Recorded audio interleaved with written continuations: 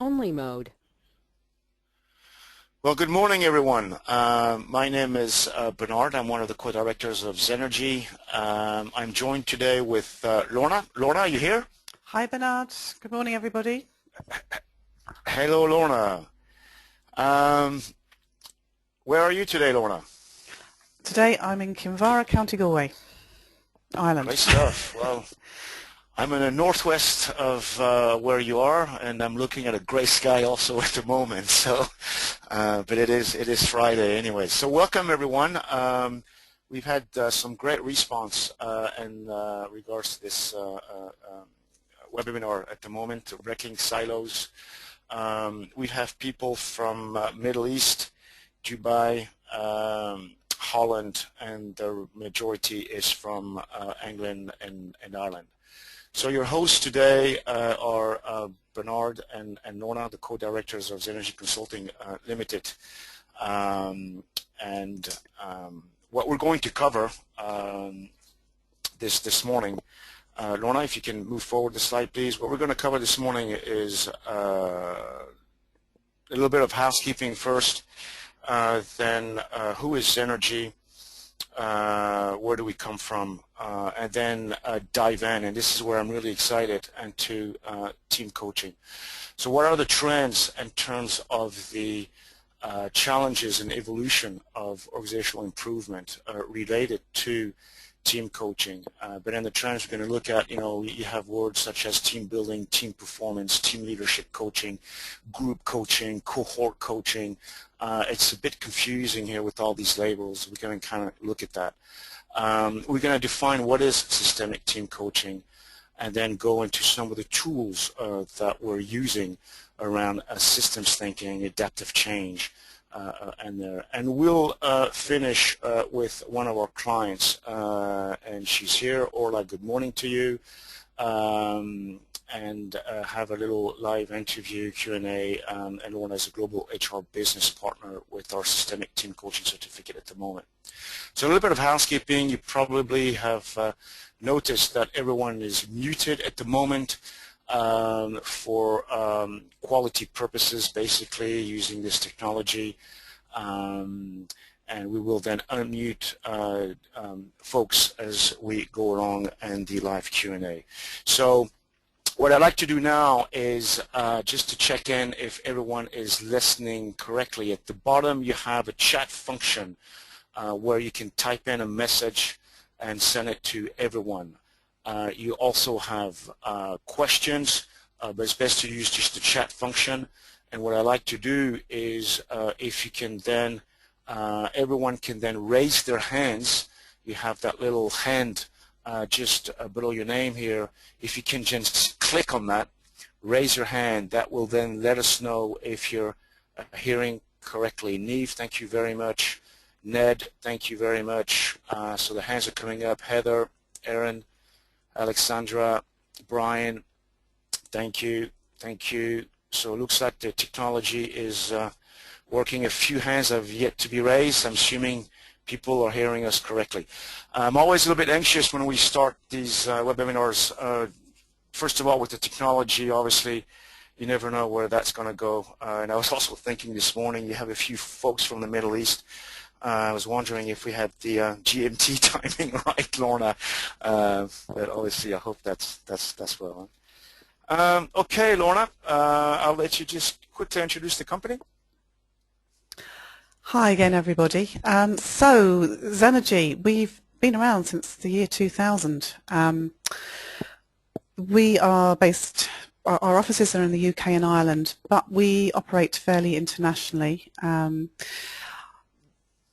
In a broad brush description of what we do, we work in depth with companies to look at systemic change and transformation using coaching models around that.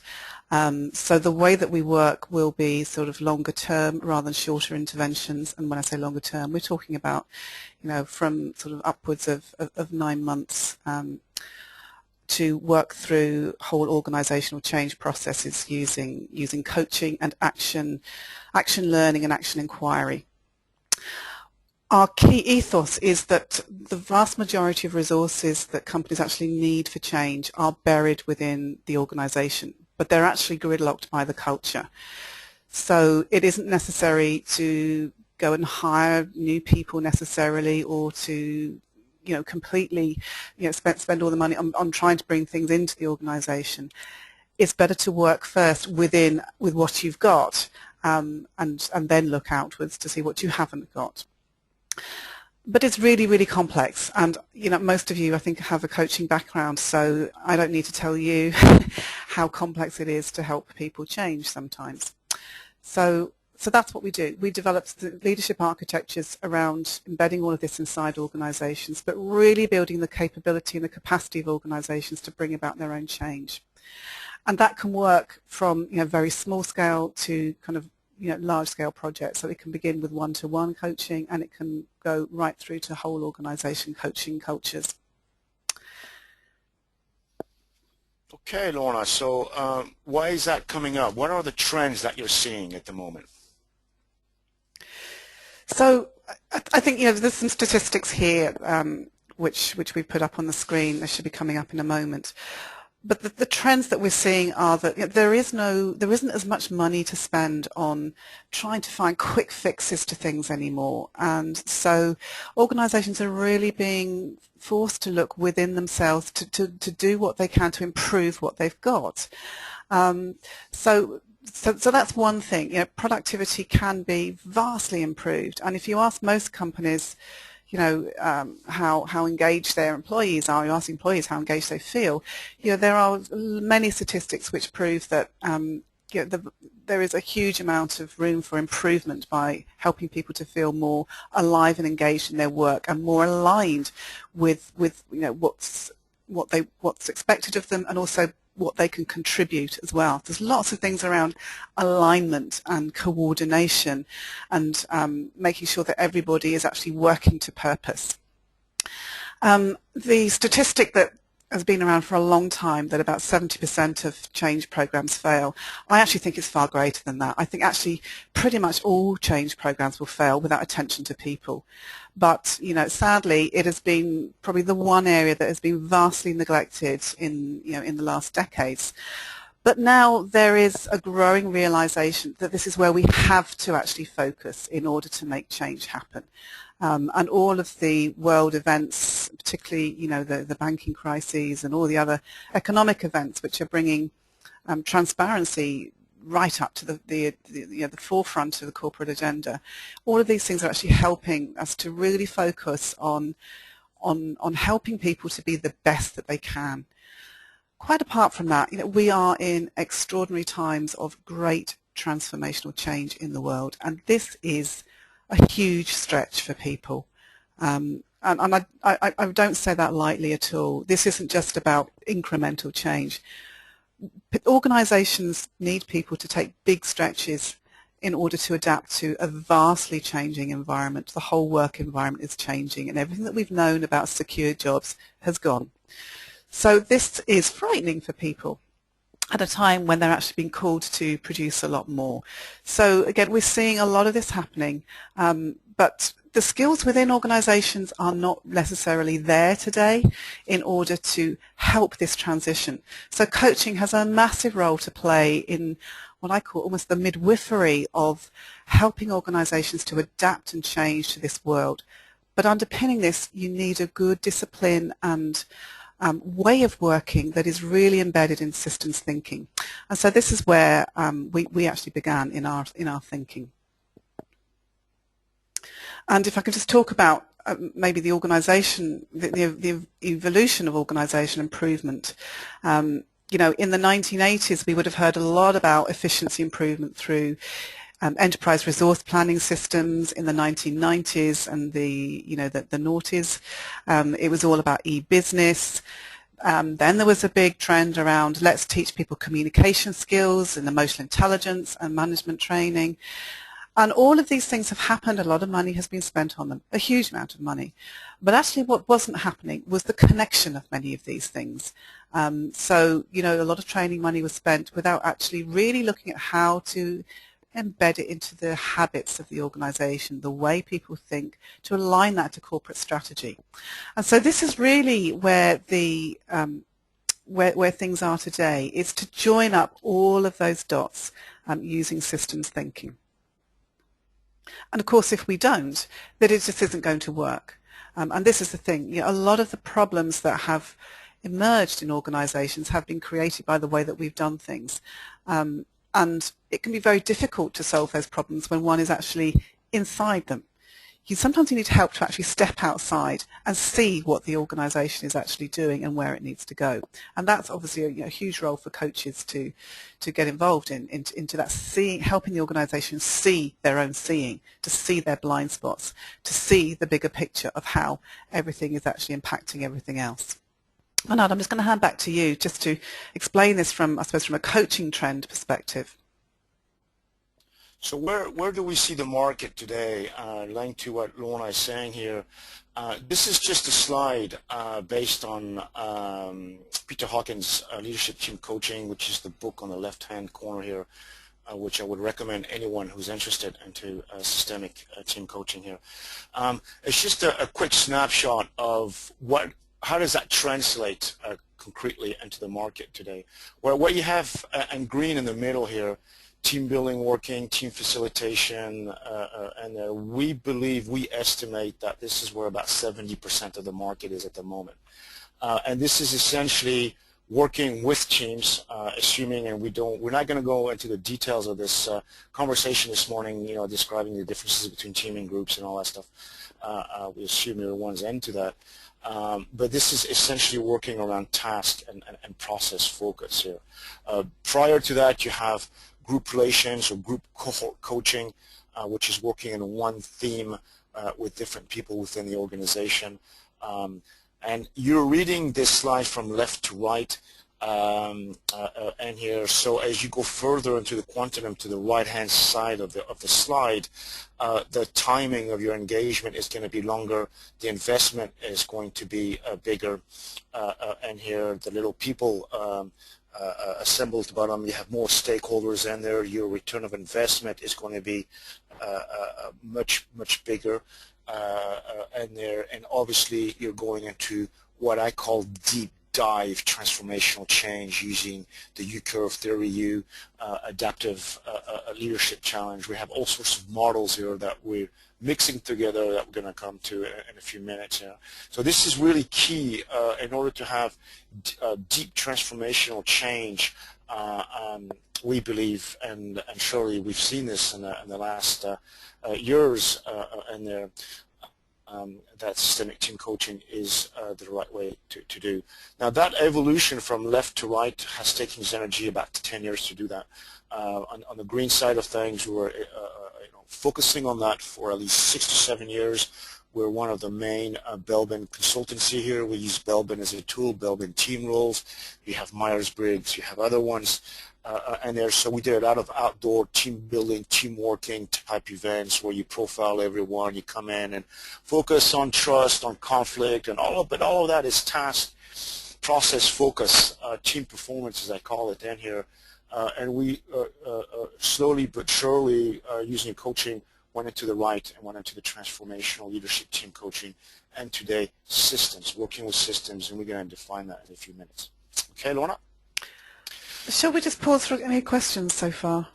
Okay, so let me kind of close my tab here in terms of the chat. Please type in your question. Yeah, we have one question from Mary, actually in regards to this slide, and asking where does the, I forget what I said, 60 to 70% come from in the green side of things.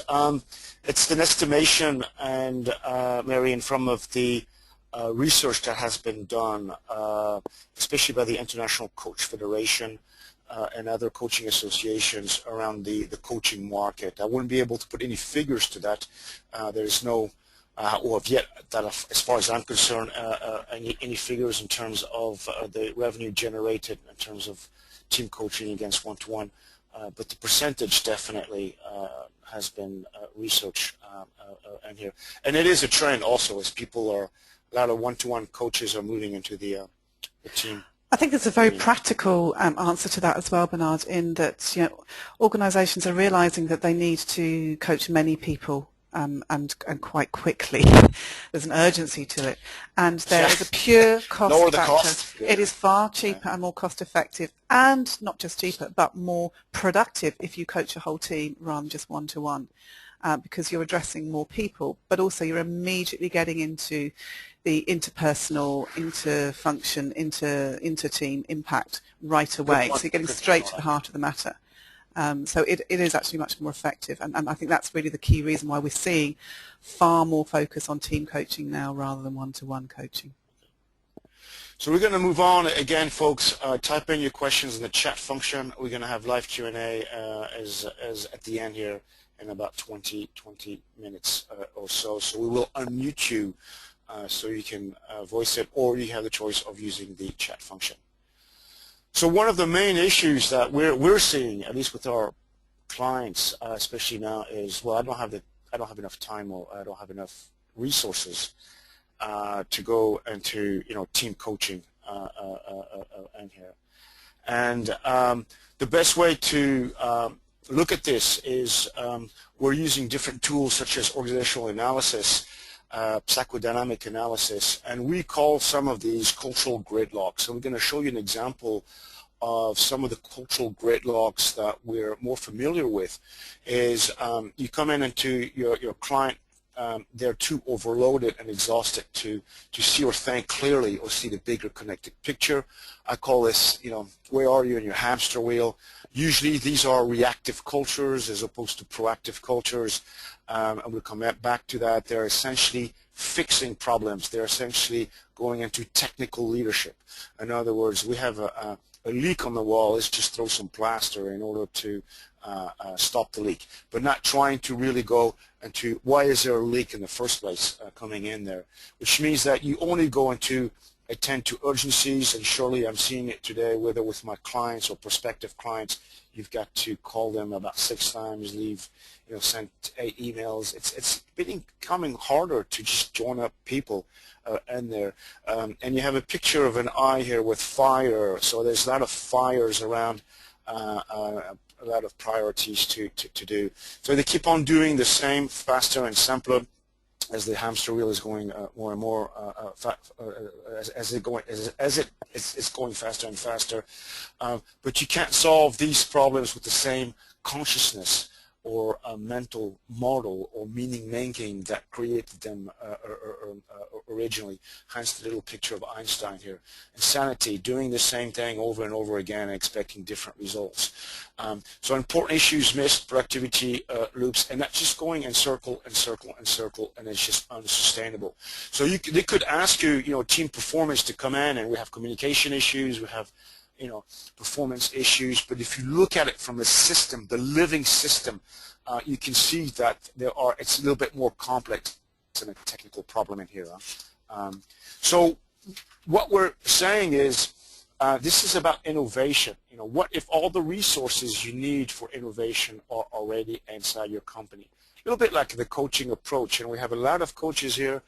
Some of it are highly qualified, knowledgeable, certified from all coaching associations, by the way, EMCC, AC, or ICF, or ORLA, who we're going to be hearing in a few minutes from the Association of Executive Coaching, so AOEC, and there. It's a little bit that, the individual level, you have the resources within you. But we believe that the systems approach is what will go a little bit more deeper into this transformational change. So what is a system? Lorna, if you can move in, please. A system.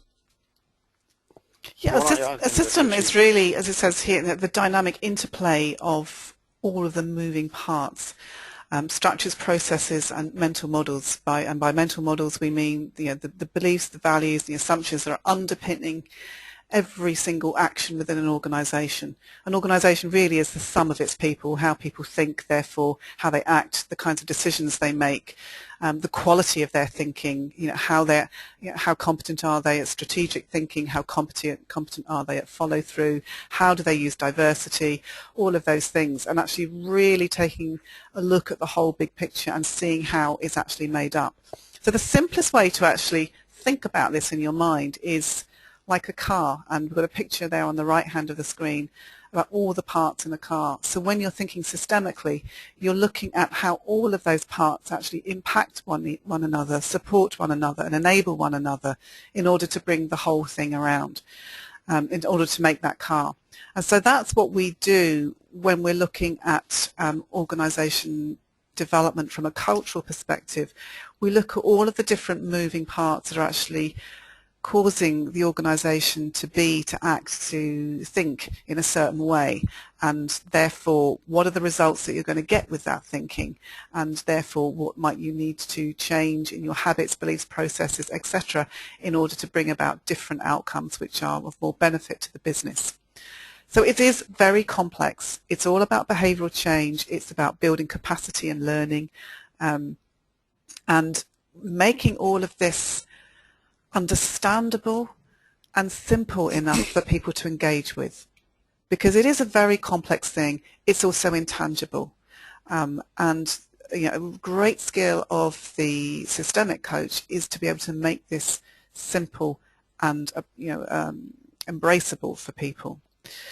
So another reason why teams are so useful as a tool in this kind of coaching is that you're immediately looking at impact and interaction. And the team, or any team within an organisation, is simply a fractal of the whole organisational culture. And this is why you can actually have some great impacts by transforming even one team. The impact that will start to have on other teams is quite profound. In fact, you're actually starting to change some of the DNA of the organisational culture. And so you can imagine that when you coach more than one team, that you speed up the speed of change. So it's really, really exciting to see how these things can happen.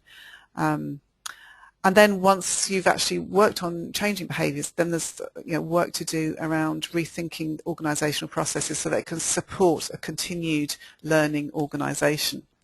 So let's just go look again at some of the unpacking that might happen in some of the team coaching. Bernard, I'm going to ask you to run through this. Yeah, so the slide coming up, you will see bold characters in here and characters in yellow. This is some of the unpacking that we're seeing, really, and I was really excited. We had about 60 people who registered for this webinar. We've got about 40 people online this morning, and I was really excited, and thank you for filling this in. We're trying to do this as simpler as we can on the question, what team coaching issues have you encountered in the past? And what I've put in bold is what everyone mentioned, and communication just kept on coming. Obviously conflict, and then yellow is not our words. This is some of you guys' feedback here. One of them I kind of noticed and had a big smile on is family business dynamics. We've actually never coached a family business, and that could be really a specialty for some of you coaches out there, because I can imagine some of the dynamics coming up. So as you can see, the anatomy of a tangle, and I love the picture in here, is you're coming into the system here, and you've got silos, you've got leadership effectiveness coming in, accountability, building trust. And so we use all sorts of models. Obviously, one of the most well-known one, for example, is the 5 dysfunctions of a team. Again, that would be a tool within the team performance aspect of things, looking at lack of trust, fear of conflict, and you're going up your model in here. So this is some of the issues that we've witnessed in the last 6 years in here. But I must admit that ability to engage with conflict, fear of feedback, for example, with some of the team coaching engagements that we have at the moment, is probably one of the biggest one, which is vulnerability. Some of you are familiar with Brené Brown's work and her latest book, Daring Greatly, which I would highly recommend, which is to do with the openness. And someone did mention here resilience building. I think this is key, we did not use that word here, is, you know, how can you then build a more resilient culture? How can you then work with shame and guilt and just putting it out on the table without, you know, going into hugging with each other? We're not, you know, talking about going more to the extreme here. And I'm finding myself doing more and more work, especially with VPs and senior male executives, not being a sexist here, Lorna, but having really open heart-to-heart conversation about vulnerability, and it's a great pleasure to do that. Okay, Lorna, so some of the tools that Lorna talked about that we're using is, for example, the adaptive leadership model. So why do most change program fails? Lorna did mention that, and she bear with her. She'll have to hit the space button, I think, for this to come up in here, which is around adaptive leadership, which is a book, left-hand side corner, that we highly recommend. Again, most of the issues, and we surely have seen this in the last 6-7 years, are essentially technical problems. So, you know, we've got something here, and this is the way the Western mind has been set up. This is the way we've been conditioned, is let's just go and fix it. And we're focusing short term here. As I mentioned, there's a crack in the wall. It's leaking. Just throw plaster in there. But you're not going into what is the source behind that. You know, first loop learning, double loop learning, triple loop learning. This is also linked to learning in here. And what most of the programs fail is because they're not able to work with that tension, and that tension, that productive zone of disequilibrium, is probably one, it's an art and science as a systemic team coach to work with, because sometimes you are, you know, what is the push and the pull between the team members and the team coaches and the panel of one-to-one, because that goes obviously with one-to-one coaching and the engagements in here, and how much can you push in order to hit your outcomes and your KPIs and your, you know, evaluation of, let's say, 9 months, 12 months type team engagement, and at the same time coach in the now, work with the tension around that team as they're going through that threshold of learning here. This is the little dots. I don't know if you can put your cursor in there, the little dots that you're seeing, the threshold of learning. So above that, the threshold of tolerance, there's too much tension. Underneath that, they're not learning anything in here. So usually a lot of people will avoid, oh, this is too deep, this is too much for me, or some of, I must admit, and we'll talk with Orla and there, and she will mention it, you know, sometimes it's also difficult to run some of these programs within the corporate world, because they say they're just too long. We want quick results, you know, we want the fast food type stuff. So let's just avoid that and fix it in here. So what it basically comes down to is conversational leadership. This is about enhancing conversations at an individual level, at a group level, and then at an organizational level. Lorna, the slide is not... Hello, Lorna? Hello. Is there a problem with the slide? Yeah. Yeah, the slide are not moving, or it's a bit slow. I don't know. Okay. Sorry about that. So it's around, you know, this is about a language that is going to untangle and describe that journey to unravel it. So it is about, you know, change happens in group relationships, and here, so we're, you know, you can see that little journey, Lorna, if you can put a little cursor on the purple.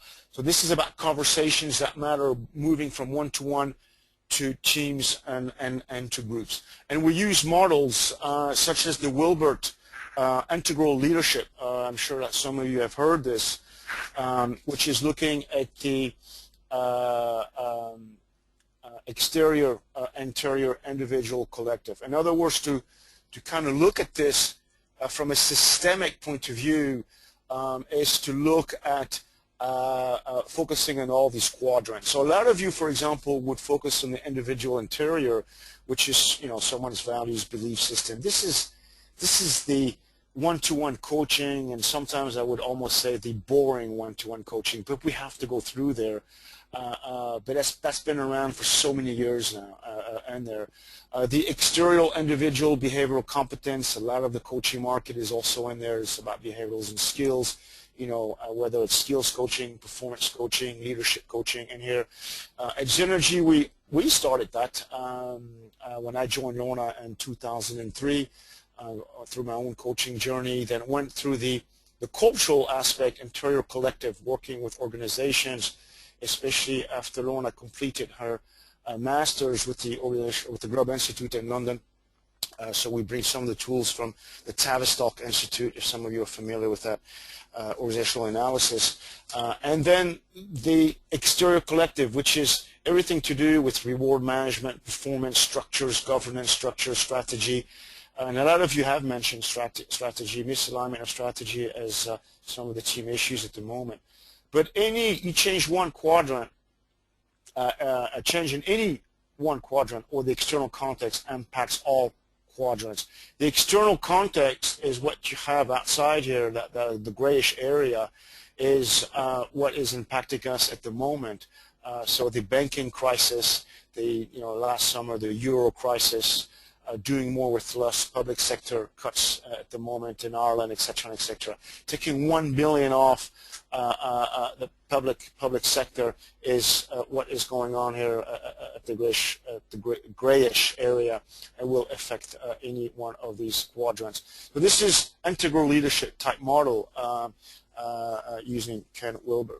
Another example. Thank you, Lorna. Now the gray. Okay, well done.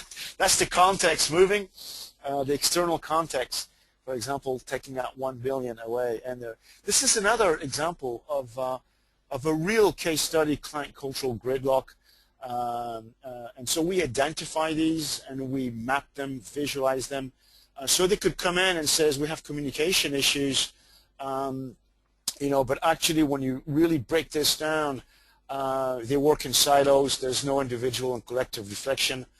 This is a specialist culture working with the Belbin methodology of clusters of behaviors within the specialist. So, they're expert agility leadership, going into the achiever consciousness of leadership. So they know everything, but they're too busy to think. They're not seeing the whole picture. They're not seeing the forest. They're only looking at trees. Then they're making assumptions. Joe and Mary did that to me this morning. They're not doing their job. They're not accountable. Tension are beginning to rise. Toxicity is coming in here, etc., etc. And then you go and circle and circle and circle at that level. So in conclusion, systemic team coaching, I mentioned early on, this has been a 10-year journey for us, okay? And it involves integrating everything that you see on the left-hand side here, which is about systems thinking, the structure, the processes, organizational design, looking at complex strategy, obviously the most commoditized aspect of things, which is indirectly team working and leadership and management. But it's integrating all of that into one box, if I want to say that. So it means using tools such as systems theory, chaos theory, group relations, psychodynamic analysis, organizational analysis, coaching competencies, obviously whatever coaching association that you're following, team coaching competencies in there, and using all the tools that professional coaches you've been working with, such as trust, such as conflict, such as and bringing that to the surface. At the right-hand corner here, you have, again, as I mentioned, our model is to coach the one-to-one team, whatever the team, by the way, a senior management team, middle team. We even have a lot of case studies with supervisors in manufacturing, lean segment sector, and doing the team coaching and working within the context here.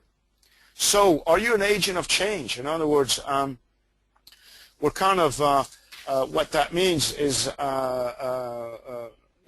it's what we're looking at is, if you look at the agility leadership, if you're familiar with this tool of or different levels of consciousness, is that we've recognized, and there's been a lot of research done with Bill Joyner, with Torbert around the leadership agility model from Integral Leadership, that there's about 5 to 10% of the population today who are suitable to or have the leadership competencies or capabilities to manage the complexity that we have today in this global environment in here. And that's the sort of I would say client type that we'd be looking at, but also the coaches that would be willing to step with us into that journey and here.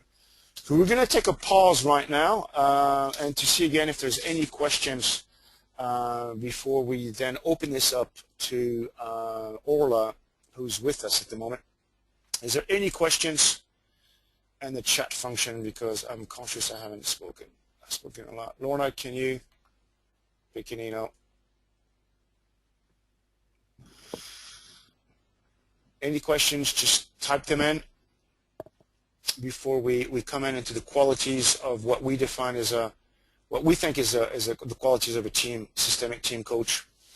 Type in your questions into the chat, and then we'll open this up. And I have a question mark here, so who is this from?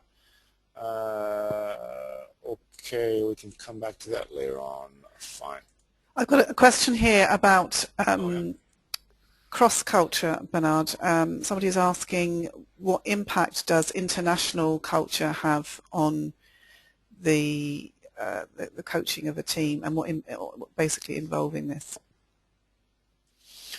Well, it's a very interesting question, and I would say thank you for asking this. As a Frenchman myself, if you haven't recognized yet, having lived and worked in 7 different countries and 3 different continents, the cross-cultural aspect, I think, is a huge trend coming up.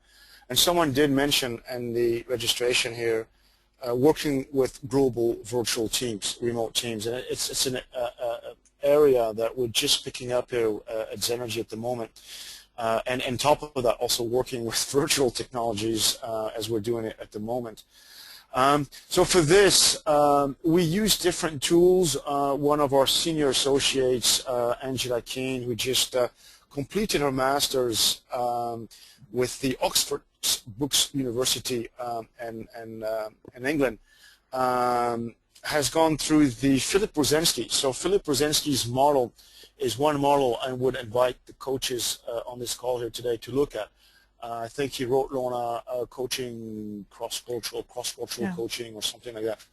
There are a number of models. There is also, one of our graduates of the current team coaching certificate that we run is on the Fons Trompenaars. She's an associate of Fons Trompenaars, and so she's doing a lot of research into coaching across cultures. So there are a number of models out there now for cross-cultural coaching, which would integrate extremely well with a program like this. Okay, so we believe this is the last slide, and we're going to open this up. Qualities, what we believe are the qualities of team coach, of a team coach. So as you can see from what we've described here, the ideal systemic team coach does not exist. It's a journey. It takes many, many years.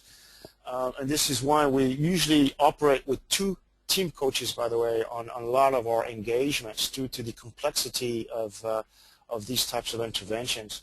And when one is actually really coaching or facilitating, the other is observing in a silent mode. Again, using the U-curve, observe, observe, observe, observe, and looking where is the field of intention, how's the frequencies in the room working with. So we believe that there's a lot of qualities in there, and obviously seeing and bringing many different parts together is one of them. Looking strategically, building and maintaining relationship with people, but everything that you have brought up in your own coaching journey, such as awareness and thoughts, perceptions, etc., is as important here. Okay, so I now want to bring in Orla because I'm conscious also of time. So we're going to unmute Lorna, and Orla we're going to let her present herself. Where is Orla and the different attendees here? Orla is here. Hello, Orla. Hello, Orla. Can you hear me? We can hear you. We can hear you. Okay. Good Orla, morning, welcome. everybody. Thank you for taking this to be joining us this morning here. Much appreciated. And one of the reasons I've asked you kindly if you were willing to come in is you're a global HR business partner working with a financial service at the moment, but you also have 10 years coaching experience. You have extensive. Can you just briefly describe us your coaching journey? Just briefly, where are you coming from, basically? Okay, so good morning, everybody. It's a real pleasure to talk to you. Yeah, as Bernard says, my journey to work with Synergy. I'm a senior HR professional, and I started coaching around 10 years ago.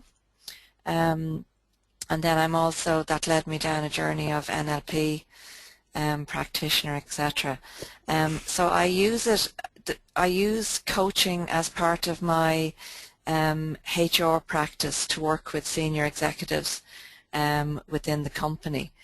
And the company that I work for, it's very complex. It's a global organization. It's cross-cultural, and interestingly enough, as Bernard and Lorna were talking,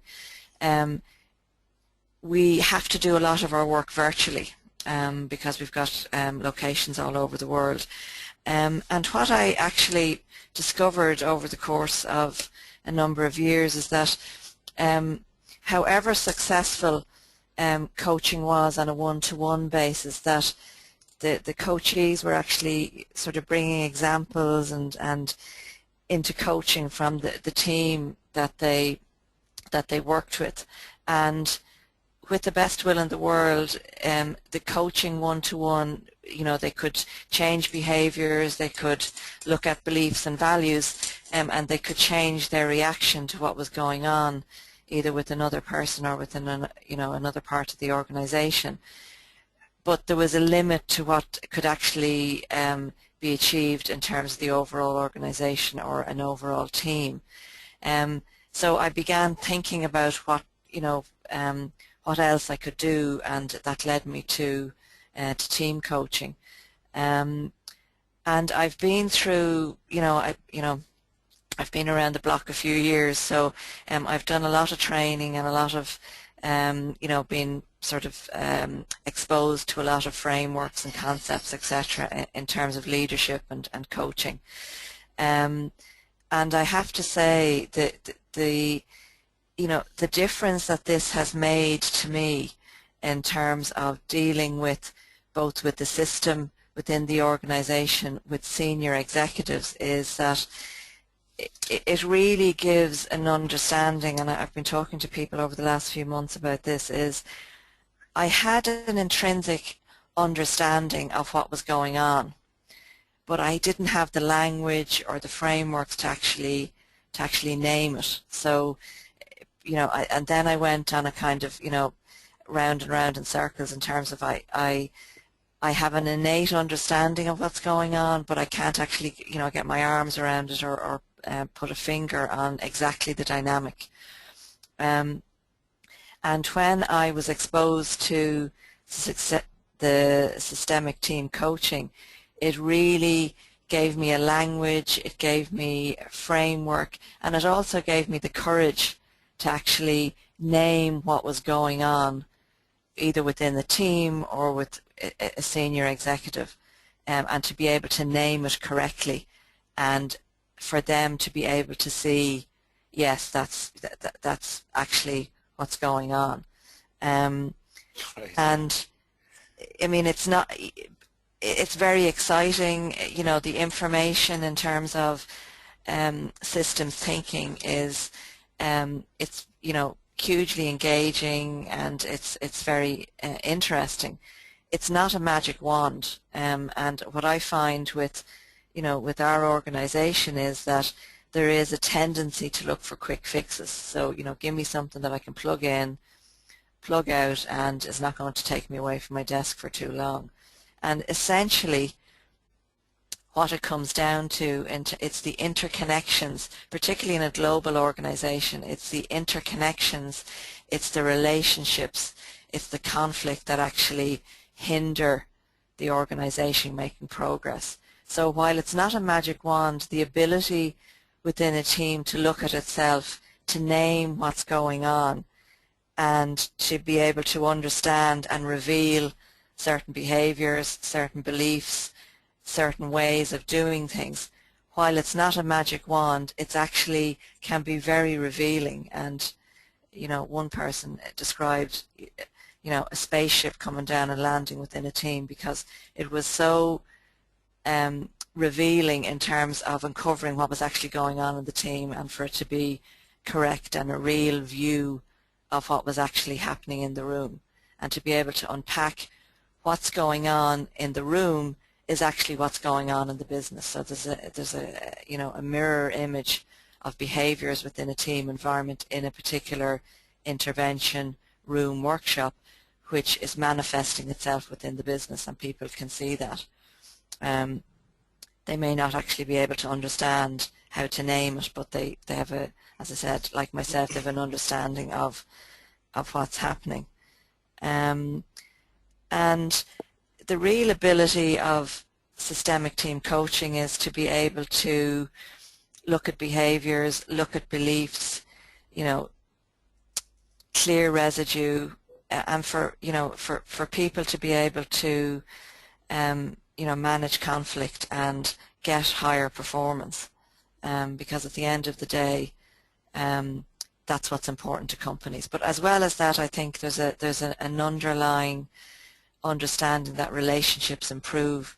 People are able to have more grown-up conversations with each other, and then it becomes, the organization becomes, a more enjoyable place within which people can work, but also are successful, are high achieving, etc.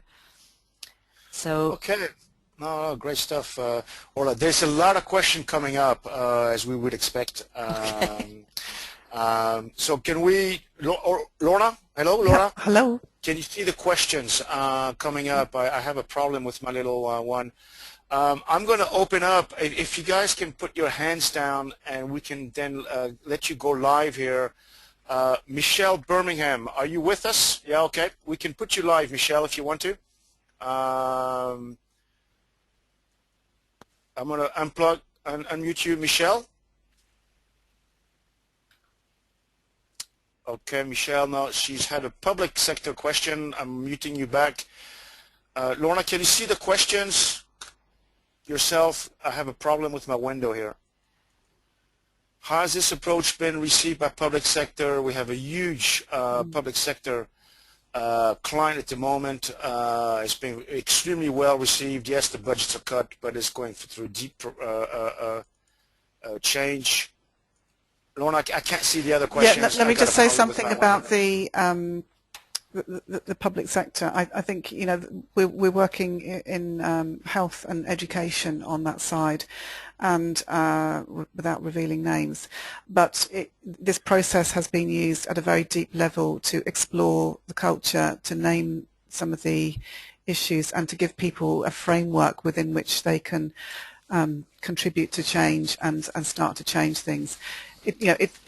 As Orla said, it's not a magic wand, but it gives people a robust way of working that is actually very helpful to the public sector environment, because it is very participative and it builds competence, but in a way that really enables people to have a voice and to bring about change for themselves. Okay. So it's been very powerful.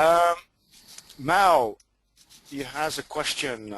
Do these complex models fit easily into the 1 to 2 million turnover, 15 to 30 people SMEs? It looks like a massive investment and time, education, and money across for the SME. It's more like therapy. Yes, Mao. I mean, I think, Lorna, what was the client with the lowest number of employees we ever had was, I think, 45, Mao. I hope I'm pronouncing this correctly here. And again, if you want to go live, please put your hands down and put it up, and we'll let you go live. Yeah, let me answer that another way. One of our graduates is doing this on a small family business. She's using a small family business as her case study for for the project.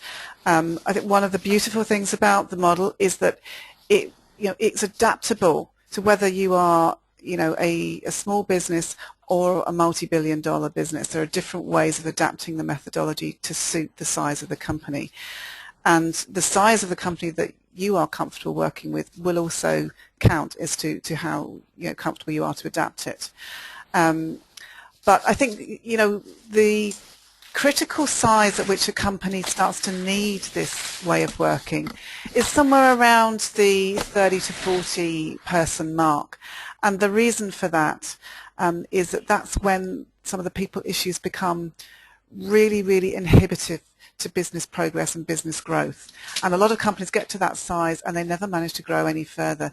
And not that size is necessarily a KPI for growth, but they tend to fall down again rather than actually being able to step onto the next stage of growth. So what this model does is provide a framework for crossing those chasms, those critical chasms of growth, whether you're a small business of half a dozen people trying to step on to being 10, 20 people, or hitting the 50, 60 people barrier, or a multi-billion trying to effect improvements to business processes. So the model is adaptable to all different sizes of business. Okay, is there any questions to Orla, folks, before we let her go, as we're going to move on now to the team coaching certificate presentation? Any other questions to Orla? Okay, well, thank you very much, Orla, for your kind participation, and looking forward to working with you quite soon, I think. Yeah, Enjoy your weekend. I'm just going to meet you back, Orla. Thanks, Orla. Thank you. Okay, thank you. No problem. Okay, bye, everybody. So what we're looking at here is a team coaching certificate. Lorna, if you can put in the next slide, please, which involves 6 modules, which is approved and accredited by the International Coach Federation.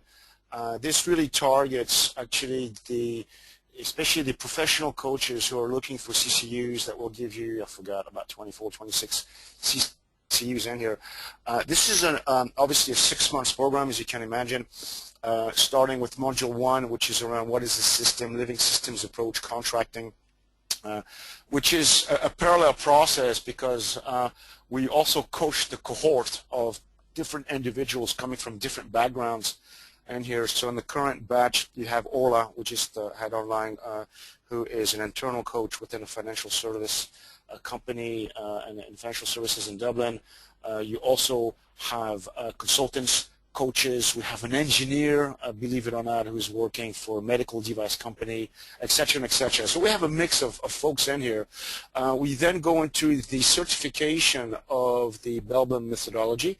That is done in conjunction with Belbin Associates UK. That's 2.5 days in here. We then move into Module 3, and these are done every 2 months roughly, on a monthly basis. Depends how fast the group is willing to move also, which is your basically team performance, going into all the productivity and EQ tools that we have around team dynamics, building trust, values, going for goals, etc., etc. Then we move into really, a lot of folks have really enjoyed that one, which is the change leadership module here, which is everything to do, especially the U-curve from Otto Scharmer, MIT. Some of you are familiar with this. Going really, I mean, the Theory U, you can spend 5 years learning about Theory U. So it's going into deep transformational change tools. You then start your case study, going into action learning inquiry. Each delegate is required, in the blue here, to coach a team for about 3 to 4 months, and we'll use this as an assessment, live case study, presentation, and written assessment in Module 6 at that level. So this is in a nutshell what this team coaching certificate entails. Lorna, can you put up next slide? We've just got a question here from, this is Michelle Burning's question, an example of a team coaching process, the starts and the steps, and how do you know a process has had impact? An example, we don't have too much time, Michelle, to go into the details in here. The question is the start and the, well, this is the start in the process and directly. If you look at this team coaching certificate here, the start is about contracting different boundaries at a system level, then using different tools that a lot of people will be familiar with, such a case for us as Belbin. And here, so it's using the tool at an individual level, but more importantly at a group team level. So a lot of people don't want to pay for these profiles, but they do cost money. It's not that expensive anyways.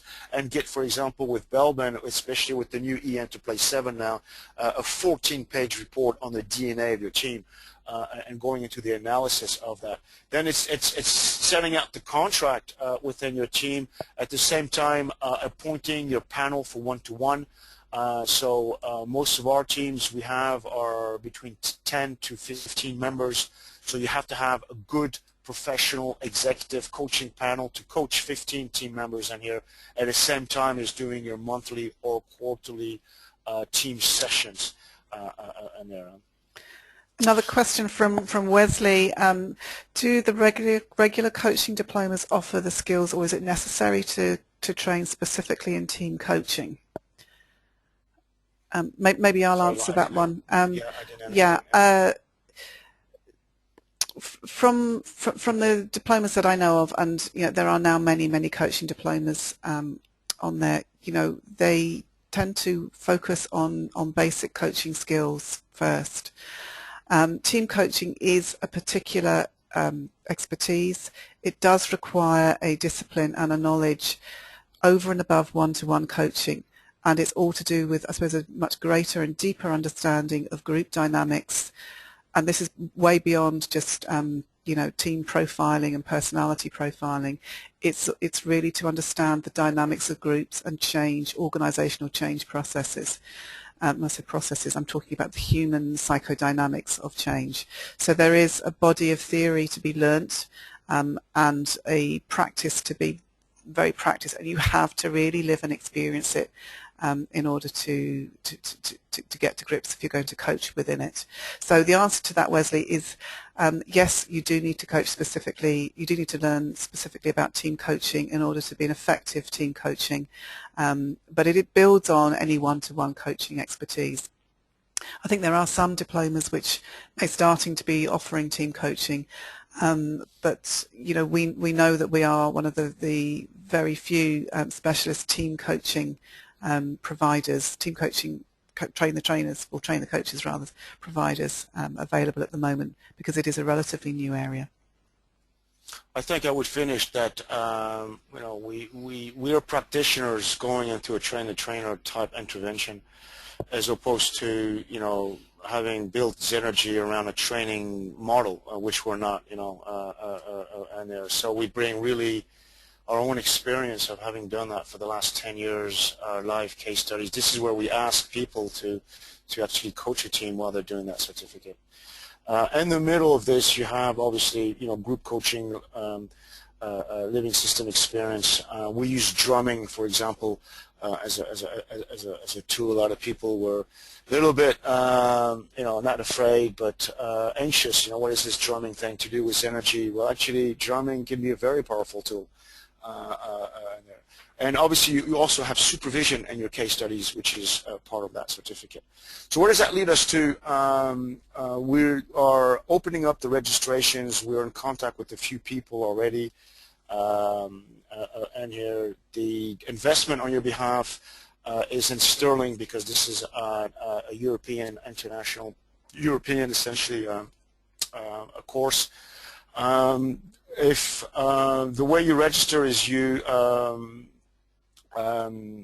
make a contact with us, there's a registration form or quick chat, and once you're ready to make the step forward, you then make a deposit of that, and we can discuss about the payment terms. And here, the first module is mid-May. I didn't put the dates on here, but I think it's the 13th of May is module 1. Is it, Lorna? And no, sorry, the week after that, 16th, 17th, I know is the Belbin certification, which is the module 2 and here. So That's it, basically, folks. It was a quick introduction. Is there any more questions? Anything, as I'm conscious of time, it is now 10:30. Any other questions? Or again, raise your hand if you want to go live. There's a few hands up, so if people can put their hands down. If you want to, great. Thank you, Brian. Mary Beery, you still have your hand up. Ned, if you want to go, go through the questionnaire. Could we go through a live discussion now, Bernard, and allow people to speak? Okay. I'm just conscious of the quality, but let's try. Unmute everyone. Yeah. Okay. You're controlling the technology, Lorna. Yeah. Hello.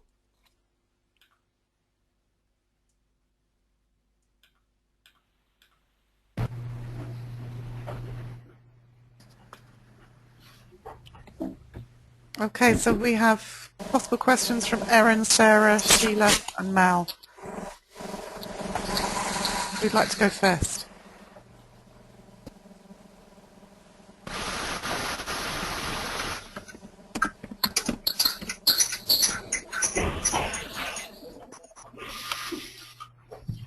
Don't be afraid, folks. No.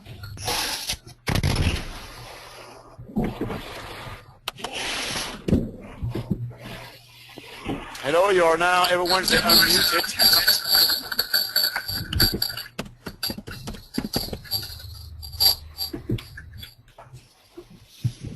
Okay, Lorna, if there's no questions, I think we're going to close the webinar. Yep, so we just had some thank yous. Thank you very much. And this is being recorded, and we'll come back to you with the recording and the slides. Enjoy your weekend, folks. Bye-bye.